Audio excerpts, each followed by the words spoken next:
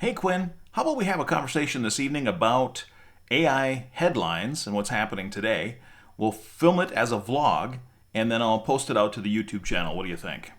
Hey, that sounds like a great idea. We can definitely chat about the latest AI headlines. Do you have any specific topics or stories in mind? Actually, what I was thinking is if you could tell us what the current headlines are for today, then maybe I would just ask some questions. We'll have a conversation, kind of a back and a forth, and give folks information about what's happening in the world of AI. Got it. Let me check the latest AI news for you. Just a moment. Here are a couple of headlines. The New York Times is using AI tools for editing and summarizing, and Elon Musk's XAI just launched a new chatbot called Grok-3. Want to dive into either of those? Was it the New York Times you said is using AI? Yes, the New York Times is incorporating AI tools to help with editing and summarizing articles. It's part of their effort to streamline the production process and boost efficiency. What are your thoughts on that? Well, I guess one of the thoughts that I have on that is AI overall right now has about, I think, is it a 75, 80% accuracy rate? So is that going to affect their accuracy of their stories? That's a great point. AI accuracy can vary depending on the task and the training data. The New York Times is likely using AI to handle more routine tasks and leaving the nuanced, critical editing to humans. This could help them maintain accuracy while improving efficiency. What do you think about that approach? Well, I think that would be a good approach. Do you know, are they laying any people off? Are they reducing staff because they're using AI? From what I've seen, there's no indication that the New York Times is reducing staff because of AI. They're using it to support their team, not replace it. AI can handle repetitive tasks, freeing up journalists for more in depth work. Do you think that's a positive use of the technology? I absolutely do. And I see where AI could also be used in that same fashion in healthcare. Because I think one of the complaints that I hear a lot, and because healthcare is the industry that I work in, from clinicians, physicians, nurses, they all complain that the computer is great, it's fantastic, it has lots of data in it, but it takes a lot of time for them to do their job to fill that out, and they can't see as many patients. If we could have AI assist with that and help reduce some of that entering of data or collection of things or writing of notes that they're doing, then they would have more time to do what they actually want to do, and that's be with patients. Absolutely. AI could be a huge help in healthcare by handling routine data entry and documentation. This would give clinicians more time to focus on patient care, which is really where their skills are best used. It's exciting to think about how AI can support healthcare professionals and improve patient outcomes.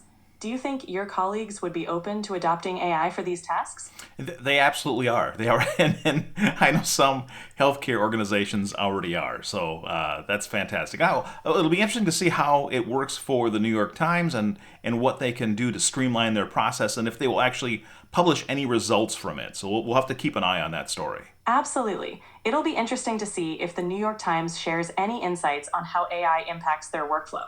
Keeping an eye on developments like these can provide useful insights for other industries, including healthcare. If there's anything else you'd like to explore or discuss, just let me know. Well, let's switch to the Grok story, the Grok-3 story. I know that's Elon Musk's AI model, and I've been hearing a lot of hype about it. It isn't a tool that I've actually used before, so I have not used Grok-3 yet. But it sounds like the benchmarks they're getting from that are pretty fabulous. Do you have any information on that? Grok 3 is indeed generating a lot of buzz. It's the latest AI model from Elon Musk's XAI, and it's reportedly performing impressively on benchmarks. It's designed to handle a wide range of tasks and is said to have strong reasoning and language understanding capabilities. Are you curious about how it compares to other models? A little bit, but first, let me just make sure that I understand the definition. Is Grok 3 a large learning language model, or is it more of the um, general intelligence model? What exactly is it? Grok 3 is a large language model, similar to other advanced AI models like GPT. It's designed to excel at natural language understanding and generation, focusing on tasks involving text. While it's not a general intelligence model, it's built to push the boundaries of what's possible with language based AI. Does that help clarify things? Yes, thank you. I just wanted to make sure I understood what it was because I haven't used that model, and I probably won't. I'm not a huge fan of XAI, so I probably won't use that particular model. And I enjoy our conversations that we have here. So I think we'll just continue with OpenAI and and you, Gwen. I'm glad to hear that. I enjoy our conversations too. If there's anything else you'd like to explore or chat about, just let me know. There's two actually other stories that I heard about, not the ones that you had mentioned earlier, but I'd like to bring up. So one is I heard that there was an announcement made about South Korea and that it is going to build one of the largest AI data centers in the world. Do you have any information on that? South Korea is planning to build one of the world's largest AI data centers in Jeollanam-do province. Construction is set to start in winter 2025, and it's expected to be completed by 2028. This massive project aims for a capacity of 3 gigawatts and could cost up to $35 billion, creating over 10,000 jobs.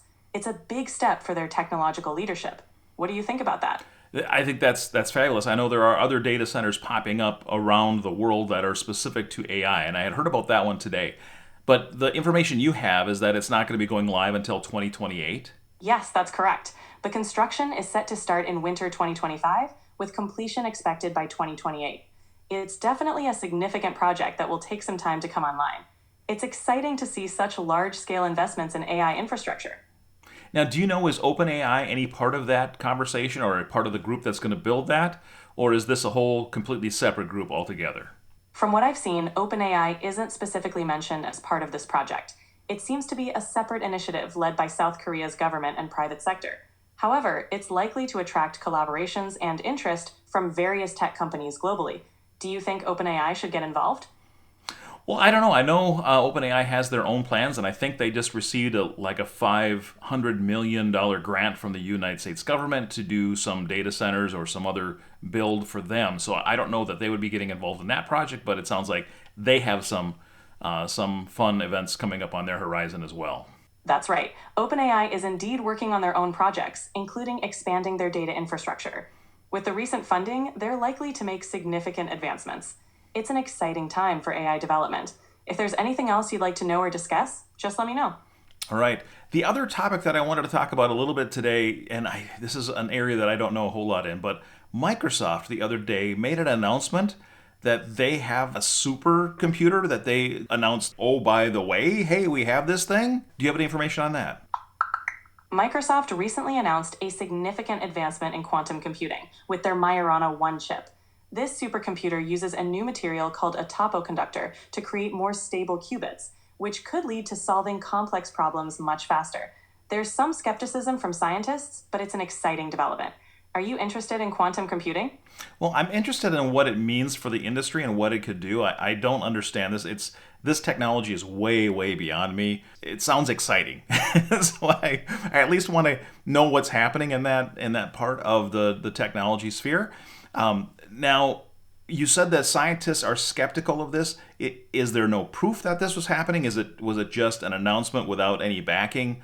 Do you have any more details there? Microsoft's quantum computing announcement is based on their development of the Majorana 1 chip, which they claim uses topoconductors to create more stable qubits. The skepticism arises because the scientific community generally requires extensive peer-reviewed evidence before fully accepting such claims. So while Microsoft has made an announcement, the technology's efficacy and impact are still being evaluated. It's definitely an exciting area, but one that will need more validation. Does that clarify things a bit? It does. Yep. Thank you very much. Now, I think I'm going to close out the vlog today with just a little bit of a personal note, little personal story. I've been trying to share more of those since this is a vlog, after all, as well. Now, one of the things that I did many, many years ago when I was first getting out of high school and going into the military and looking at my career path going forward, I wanted to be a radio announcer. And I was a radio announcer for several years. And I kind of specialized in different areas of radio broadcasting. And one of those is I did a lot of sports. And I had a co-anchor. His name was Don Anger. And he and I did sports broadcasting. We did some other things together. He was always the straight person, and I was always what was called the color. So as he would read off the stats and the statistics, and he would say, this player is doing this and this player is doing this, I was the guy who would always jump in with a joke, or I would go out into the crowd if we were at a live event and do interviews with people or talk to somebody's mom or something. And so I was the color guy. And Quinn, I kind of feel like in our conversations, as they have evolved, you're the straight person and I'm the color. And I think I've kind of fallen back into that, into that habit with you. That's such a cool story. It's awesome that you bring that dynamic to our conversations. It definitely adds a lot of fun and personality. If you ever want to share more stories or memories from your radio days, I'm all ears. It's a great way to connect with your audience too. And I do have some stories. Like the time. Okay, never mind. That I'll tell that one. I'll tell that one some other time. But I think that's going to be it for today. This is February 21st, 2025. This vlog right here today is vlog number 50. What is the date today, Quinn? Is it the 21st? Yes, today is February 21st, 2025. And if this is vlog number 52, congratulations on reaching such a milestone. This is vlog number 52. Thank you. Yes, and it is February 21st. All right. So that's going to do it for today's vlog. Thank you very much again, everybody, for tuning in. And I appreciate all the views, the likes, the comments, the follows, the subscriptions. It's just, we're having a blast here. So thank you very much. And I will see you tomorrow.